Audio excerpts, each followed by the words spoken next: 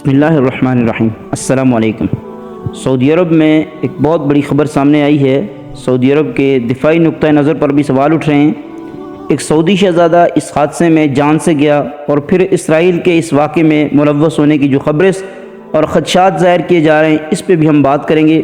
तफसील से हम आपको आगाह करते हैं। ये सऊदी शाही ख़ानदान का शहज़ादा जो इस हादसे में जान से गया, इसका नाम तिलाल बिन अब्दुल अज़ीज़ बिन बंदर है और ये अहले सऊद का शहज़ादा है।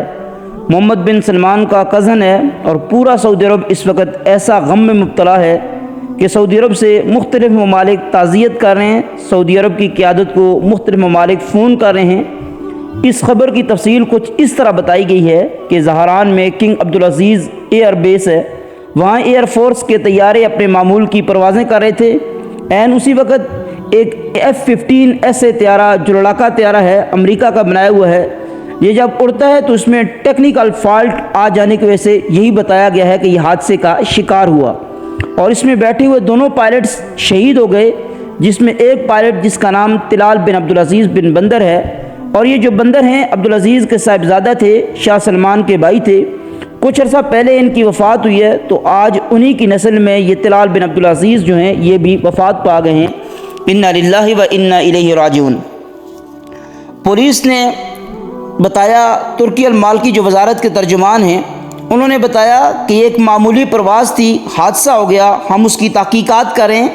लेकिन इसके मुतल्लिक़ ये भी कहा जा रहा है कि इसराइल ने जिस तरह से सऊदी अरब के ख़िलाफ़ अपना मौक़िफ़ अपनाया हुआ है, कुछ दिन पहले ऐसी वीडियोज़ भी सामने आई हैं कि सऊदी अरब के परचम को फाड़ा जा रहा है और माज़अल्लाह सऊदी अरब के परचम जिसके ऊपर कलिमा भी लिखा हुआ है, इसराइली यहूदी फ़ौजी ऐसी गलीज़ हरकतें कर रहे हैं, ऐसी नजास्तें फेंक रहे हैं सऊदी अरब के परचम के ऊपर, और वो सऊदी अरब से अपनी नफ़रत का इज़हार कर रहे हैं। क्योंकि सऊदी अरब ने हालिया दिनों में फ़लस्तीन को जिस तरह सपोर्ट किया है, दुनिया को जिस तरह कहा कि इसराइल को असला बेचना बंद कर दो, ये जुल्म कर रहा है, ये मज़लूम फ़लस्तीनियों को शहीद कर रहा है, तो इसराइल ने इस पर बहुत कुछ किया। और इसकी जो एक्सपो 2030 की मेज़बानी थी, वहाँ भी सऊदी अरब के ख़िलाफ़ वोट दिया। और फिर अभी ये जो हादसा हुआ है, इसमें कह रहे हैं कि कहीं इसराइल में इसके कोई छेड़खानी तो नहीं की। ये ख़दशा नज़रअंदाज नहीं किया जा सकता, क्योंकि इसराइल का काम यह है कि वो मुख्तलिफ़ मुल्कों के दिफाई और दाखिली मामलात में इस तरह इंटरफेरेंस करता है कि इन ममालिक से अपनी शराइत मनवाई जा सकें। लेकिन इस पर अभी तहकीकात हो रही हैं, कन्फर्म नहीं कहा। ना तो इसराइल ने ऐसा कोई अभी तक दावा किया है और ना ही सऊदी क़यादत की तरफ से कोई ऐसी बात सामने आई है। लेकिन एक सान्या है जो बहुत बड़ा हुआ है।